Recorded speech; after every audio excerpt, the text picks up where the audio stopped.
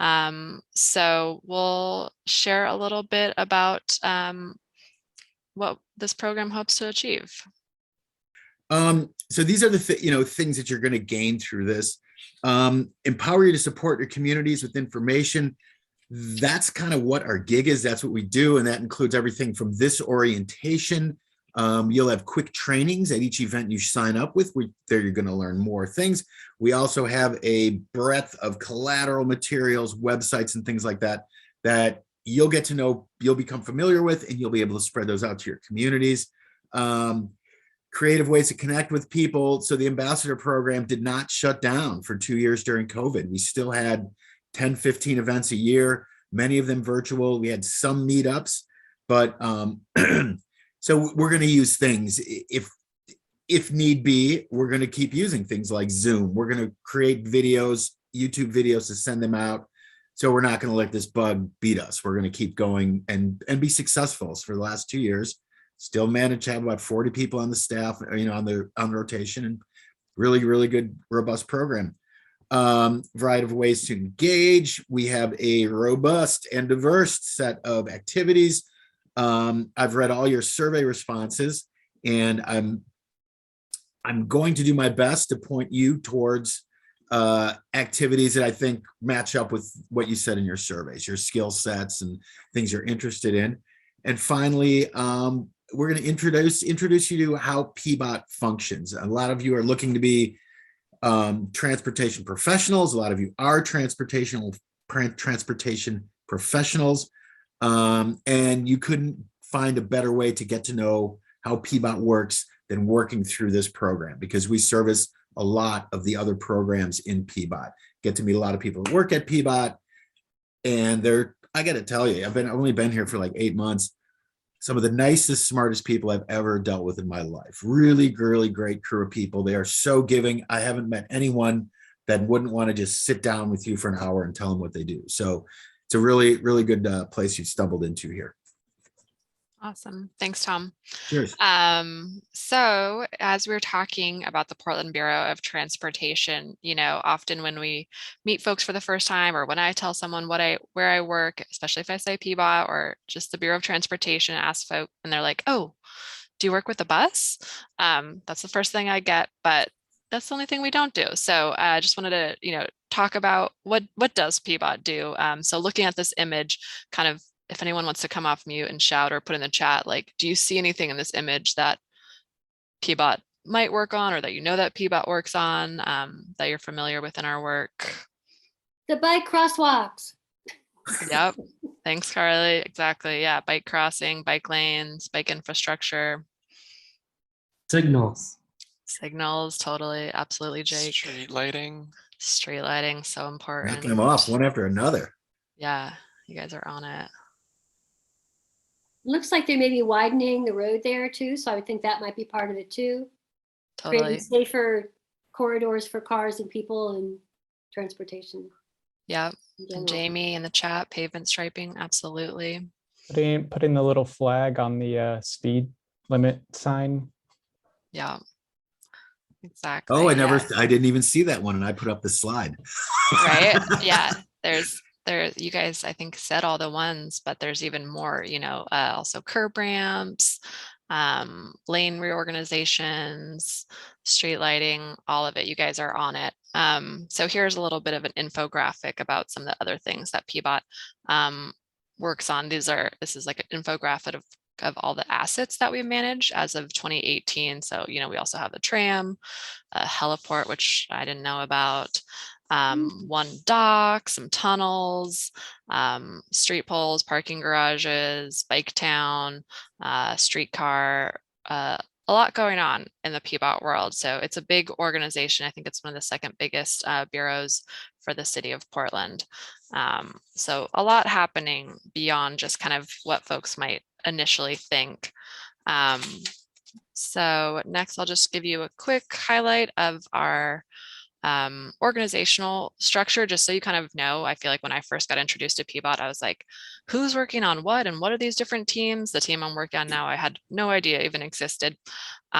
So our team, Active Transportation Safety, is in the policy planning and projects section. And so, think of the planning folks who are looking at areas that need work, like the North Portland in Motion plan, to hear from community what they want to see, what are the transportation needs. Then we have the capital project managers who are actually facilitating the construction and making those projects happen, having it go in.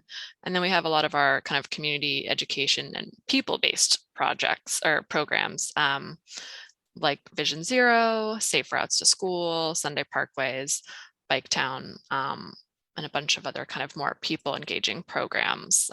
We also have parking, development and permitting, business services, engineering, systems and operations, maintenance operations, all across the spectrum. So I've been here for 3 years and still constantly learning about new teams and new tasks that folks are working on. So one of the things that I mentioned is kind of how this program specifically, and also how PBOT in general is kind of working to really crystallize, like, what are our goals and what are we working towards. So when they did the strategic plan a few years ago, they came out with these 2 questions that we're always supposed to be asking ourselves as we work on programming. And so those questions are, will it advance equity and address structural racism? And will it reduce carbon emissions? With this program, we wanted to spend a little time thinking about how this program was addressing racial equity, kind of taking it beyond just being a volunteer program, which is so amazing. And I've gotten to meet so many people, but really, how can it support PBOT's greater racial equity goals? And so last year we kind of did a pilot where we were re-exploring it, thinking about it as an opportunity, as a pipeline for folks who may not already be engaged in the public sector, in civic engagement, or in transportation from different communities, but really, should be. There's a lot of voices missing and a lot of underserved communities who have been kind of pushed to the side in our work in the past, where there's a lot of opportunities to build trust, and feel like both through the outreach that we do as ambassadors and also by creating opportunities for ambassadors to get connected to the organization. That's one way that we can start to kind of get more voices involved. PBOT has, stated that they're committed to being an anti-racist organization, and we define anti-racism as proactive and consistent actions against racial hatred, racial bias, and institutional and structural racism. Equity is defined as just and fair inclusion in which all, including all racial and ethnic groups, have opportunities to access power, build wealth, and participate in decision-making that impacts their lives. So last year, because we're doing virtual, we had a lot more opportunities to do professional development. We did some virtual conversations and trainings to kind of really try to think more about transportation justice and equity and how that fits into every single thing that we do, both in the office within the structures that we create, but also when we go out in community and are helping folks connect to transportation resources. So I'll turn it over to Tom. We're going to start talking about some of the programs that transportation ambassadors might engage with. So there's a big, very wide variety of programming that we're going to be, we hopped up. Then we're going to hop in. One of the biggest programs is our Smart Trips program. It's a multifaceted PBOT program providing information resources for getting around by walking, biking, public transit, everything but cars. We have on our website, if you go to just go to portland.gov and search Smart Trips, it'll give you all this information, but very quickly. We have bike and walking maps up there. We have suggested walks and bike rides. We have all sorts of printed transportation resources, which you can, through the site, sign up for and get for free. And then we have a bunch of community events, and we'll go into those community events. Just quickly, we do neighborhood walks. AARP has restarted this program of neighborhood walks. Going to come back June 7th, so next week, I guess. Portland Bicycle has rides and classes we'll get into, and then Sunday Parkways is the big one. we'll get into that. So Portland Bicycle does guided bike rides, skill building classes. These were really interesting during the pandemic because they did not go away. In fact, they actually augmented. We ended up having a whole series of bike breaks. They were hour-long lunchtime lectures about everything from bike maintenance to how the new signs work, how to communicate with cars while you're on a bike, things like that. Portland Bicycle has really changed. They had like 20 some rides per year, and now because of COVID, our friend Timo Forsberg runs this. He's rethinking how it works, how many rides, how big the rides are going to be, but these are kind of the activities that you will definitely be involved with. He reaches out to community groups to do rides with them. Rosewood Initiative is a big one, the Ukrainian ride. The really fun one last winter was the Winter Light Festival ride, which was just so much fun, just at night and tons of lights. It was really great. And the best thing about all these things, they are free. Sunday Parkways. So Sunday Parkways is our biggest event. Just to start this out, the ambassadors will not be working at Sunday Parkways, but we're going to ask all of you to join our volunteer force. The volunteer force is a big army. Previously, there were up to 5 events a year, getting over 120,000 people out on the streets of Portland. COVID, once again, restricted these things. We kept it going with the Kaiser Permanente sticker hunt, which was letting people go out every day with a book of stickers and some routes to go through the parks where they'd find little athletic tasks that they had to do so they could put their sticker on their bike or on their map and move on. We're going to do that again this year. Where are we going from here? Parkways is just it's just a celebration of the city, right? And we're trying to highlight specific things with Parkways. Portland Parks is one. Capital improvements, those would be like including neighborhood greenways. We want to pump up local businesses along the route, and we want to really give our community partners a really good forum to show what they do to everyone throughout the community. Yeah, and so for Sunday Parkways this year, we have 2 events. The first is June 26th in Northeast Coley, and then the second one is August 21st in East Portland. So for both of these events, you can find routes online that'll show what our path will be, and we'll be closing down the street to, like Tom said, make space for community and connection. There'll be activations at each of the parks along the way. It's basically like a giant block party. It's a really, really nice community event that is also free. BIKETOWN. So they do a lot of BIKETOWN events. BIKETOWN started in 2016. There's about 2,000 bikes out there, all electric fleet. The service area expanded this year. You can see by this map. Out in Nopo and then way out in East Portland, it goes up to like 122nd and then 135th, I think, all the way in deep southeast. It's our city's bike share. Nike orange bikes are becoming pretty ubiquitous around town. It's gone through a major upgrade now because all these bikes are e-bikes. We have the biggest service area. We're going to build the fleet up to about 3,000 bikes. The service area may grow. We're not sure how far it can go. Have any of you taken a BIKETOWN ride? Just wave a hand or nods, give an Tyler, applaud or- Carly, Nick, Jamie, Byron, everyone. Okay, wow. Cool. So we've got some BIKETOWN experts on some BIKETOWN experience. Right on. Yeah, Let's love pop it. up. Okay. So BIKETOWN for All. BIKETOWN for All is part of it. It's part of our initiative to keep up with the city's initiative about equity, to make sure we can get these programs out to everybody.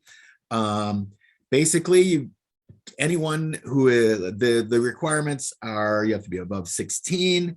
You could be a student on federal aid in Portland campuses. Anyone with an Oregon Trail card can sign up for this. If you're an affordable housing resident, you can get on this. Anyone with Oregon Health Plan can get this. TriMet honored citizen and youth pass holders or receive social services. And these things, this is great. That makes BIKETOWN basically free. You have unlimited 60-minute rides. After that, it's a nickel a minute, which comes out to about like $3 an hour. So it's still very, very cheap. Usually it's $1 unlock fee to use a bike. That fee is waived. And for people that don't have bank accounts, they will set you up with a debit card so you can use it. Even if you go over your 60-minute limit, it's still get $7 free, and it would be very hard to use up all your $7. You can actually stop your bike, park it for a second, turn it back on, you've got a new 60 minutes. So basically it's a free program. The other part of this, which is really great for me, I'm a paraplegic, so I live in a wheelchair, and this is one of the coolest things about the whole city of Portland.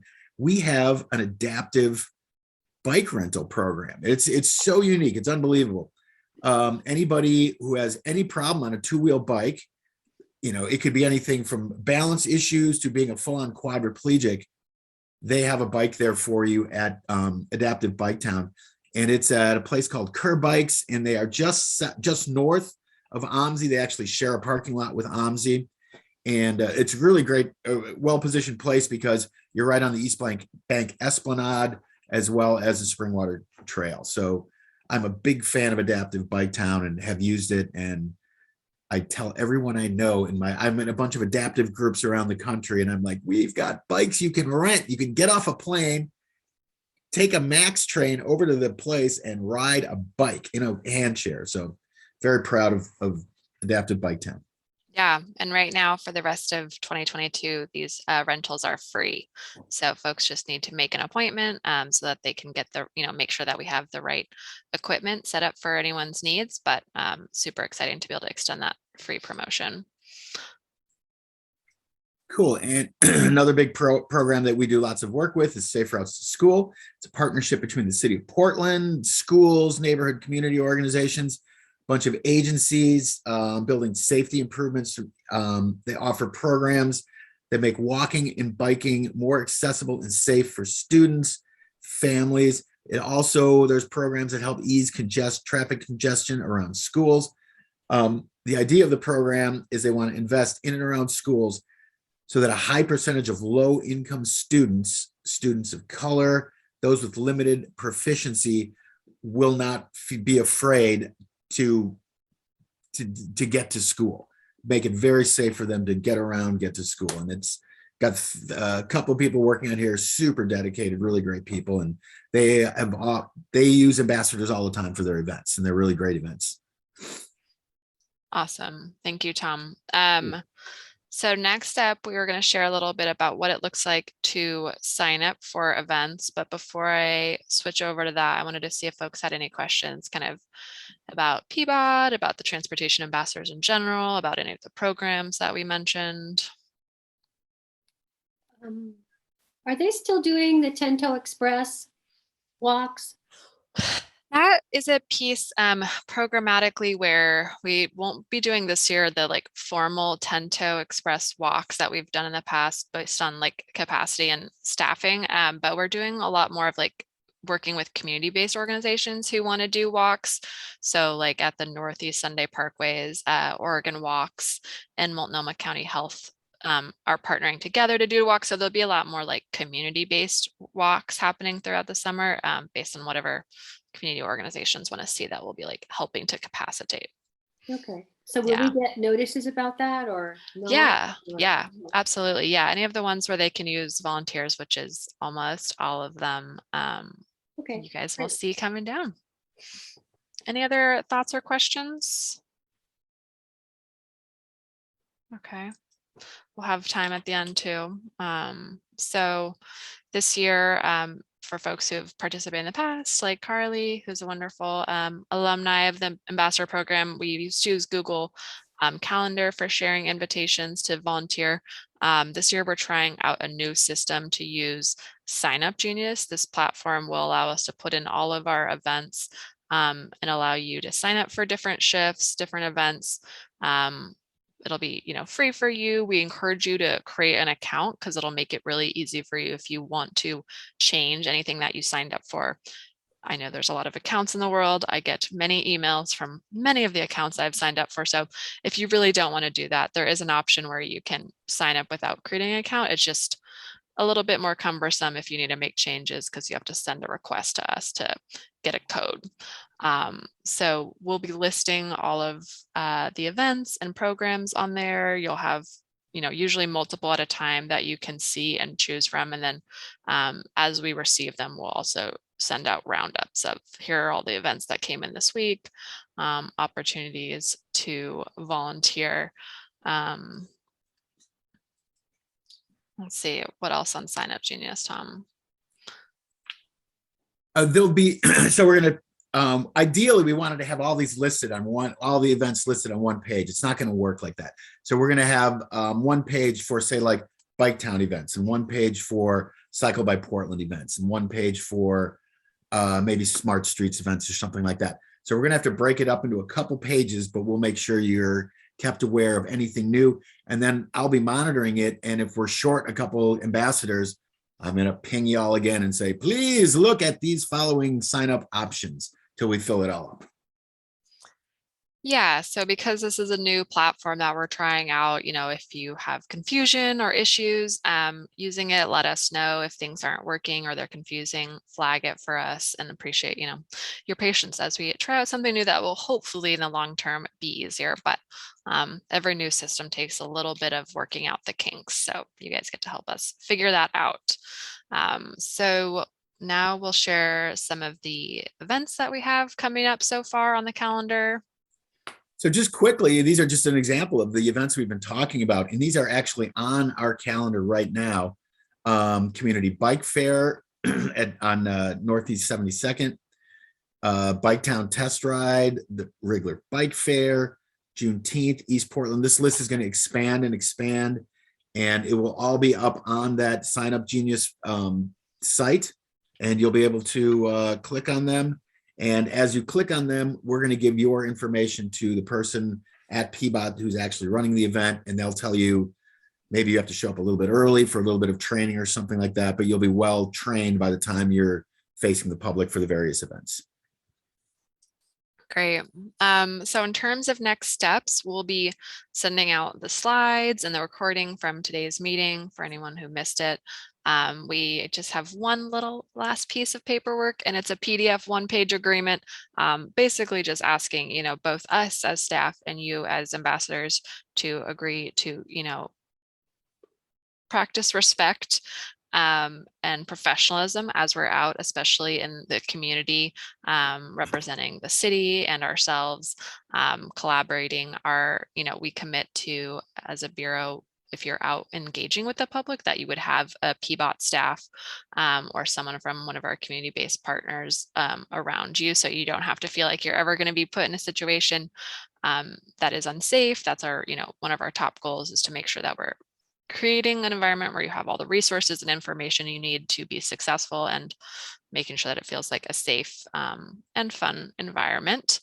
And then we'll encourage you to create a Sign Up Genius account so you can go through and see all the items listed on there. Any questions about either of those things? So on Monday, we heard from folks that there was a lot of interest in transit. And there's some questions around, like, if there's programs that I'm interested in that we didn't talk about, we definitely invite folks to reach out if there's something happening at the Bureau or a topic that you're interested in that you're not seeing opportunities with. We may be able to connect you with a staff member working on that and see if they have opportunities or projects. So let us know if you're not seeing what you're interested in. There's some talk from folks who want to just like engage as a group of ambassadors around public transit. That's an area where we haven't quite been able to spend as much time and energy helping folks with education and outreach to learn how to use public transportation. So that was just an example of a topic that on Monday, there was a lot of folks really passionate, enthusiastic about it. So it's an opportunity, but maybe for this group, it's helping, the BIKETOWN team with some of their outreach. There can be some barriers to getting signed up for BIKETOWN and getting started. So it's one really easy way for folks to get into the e-bike world. And then maybe, I know using it for myself the first couple times, I was like, now I want my own e-bike, and I am addicted to it. Also realizing how slow I am on my regular bike now, which is kind of hard. We'll also have a form where you can offer feedback after activities. It's not required, but we really encourage you to fill it out. It's really helpful for us to know like what activities you liked or didn't like, if they were organized or you had enough information about it. And then we've also usually created a shared contact list for anyone who wants to opt in. If you'd like to connect with other ambassadors, we'll have an Excel sheet that you can add your contact information, because sometimes ambassadors want to be able to meet up and forge their own friendships or connect outside of this space in these formal gatherings. So definitely encourage that for anyone who wants to opt into that contact list. The last thing I wanted to get a feel for is, because we did this virtual orientation, we do want to create, a chance for meeting in person if that's something that is interesting to folks. Is there, what's the kind of feeling from folks in this group if you would be interested in like some type of outdoor meetup, either like a walk or a ride or meeting up at a park? What's folks in interest? Okay, great. I see a thumbs up. Sure. Some Yeah. nods, some Carly, Nick, awesome, Tyler, Byron, sweet. Okay, great. Well, we'll send some more information about that. We might send an invitation asking ambassadors who want to help co-plan that. There'll be opportunities both within the programs that we talked about to help and volunteer with, but also within the volunteer program itself, because Tom is just one person, and believe it or not, this is just a very small part of his work plan. He has a lot of other programs that he's working on, so we could also use support from ambassadors in helping make this program awesome and a great experience for everyone. So I think that was all the content I had. How about you, Tom? Anything else we've left out? I think we covered. I just want to say that like the first engagement I had with the ambassadors was last year at a meetup. We did a meetup late December, holiday meetup, met a bunch of ambassadors. We just did a hike around Peacock Lane, got to talk to people, keep the conversation on transportation, things like that. Just incredibly interesting group of people, and you'll reap the rewards of being involved with this program. It's really fun. There's nothing but positive vibes around the whole thing, and we do some pretty cool, important work. Yeah. I'm curious to hear from folks. Is there anything so far that sounds interesting to you or that you want to learn more about of either the programs we discussed or maybe other things you know about from PBOT? I have a question real quick, and then it might kind of lean Yeah. into more of like what Timo is doing with Cool. the Portland bicycle. Yeah. Is there any like Pedalpalooza kind of overlap with doing some Pedalpalooza rides that maybe the ambassador program is going to get involved with too? Yeah, that's a great question. So I think Timo will be adding all of his rides to the Pedalpalooza calendar if they're not already up there. And I know like Sunday Parkways is on there and stuff too. But there's like one opportunity that I think would be really cool is for the sticker hunts that we're doing. Like I would love to like find folks who are interested in doing a bike ride on those sticker hunt routes in each neighborhood. So there's 5 of these routes. They're all on neighborhood greenways that take you to different parks. And so that could be a really fun ride to get some folks organizing around, someone to help lead that ride. There's a lot of PBOT staff who help and could provide information about projects in that area or other topics. But I feel like there's like a lot of overlap with some of the Pedalpalooza rides happening. And so I think there's a lot of opportunity. It partly comes down to like folks' interests and, what ambassadors are interested in. And then we can, do our part to support that and do the organizing and collaboration. Timo's a really great, positive, fun person too, and he's overwhelmed right now because he's going from like 0 rides to a ton. So just he'll put a bunch of stuff up. If you get to do a ride with Timo, do it, because he's just a really super great, positive, fun guy. I've only met him once at the Winter Lights ride, but it sounds like he kind of had to hibernate a little bit for the last 2 years due to COVID. So Yeah. That was my first Timo ride as well. Yeah. So Yeah. And 2 of the other big events that he's working on are these neighborhood bike fairs that are going to take place in the weeks before Sunday Parkways. So the goal with these is for each of the neighborhoods where we have Sunday Parkways events to have a bike fair for folks in the community who may not be ready to get on a bike. We want to like have like, you might not just be ready to walk out tomorrow and be part of a Sunday Parkways if you want a bike. So we'll have Learn to Ride for youth and adults. We'll have BIKETOWN for all sign up available. We'll have bike repair and bike tune up at those. So you'll probably see a lot about those because we'll have a lot of stations that we're partnering on with our community-based organizations to provide those fairs in English and in Spanish. So you'll probably see a lot of information about those because it'll need a lot of ambassadors to help, but it'll be a great chance to kind of make sure we're serving that neighborhood directly before we come and have this big event that hopefully should center those communities that it's taking place in. Other questions or ideas? All right, well, you know where to find us. Our information is up on the screen, ambassadors@portlandoregon.gov. You'll definitely be seeing some emails from us in the next week or two to get set up. But yeah, definitely don't hesitate to reach out to Tom through that email if you have questions or ideas.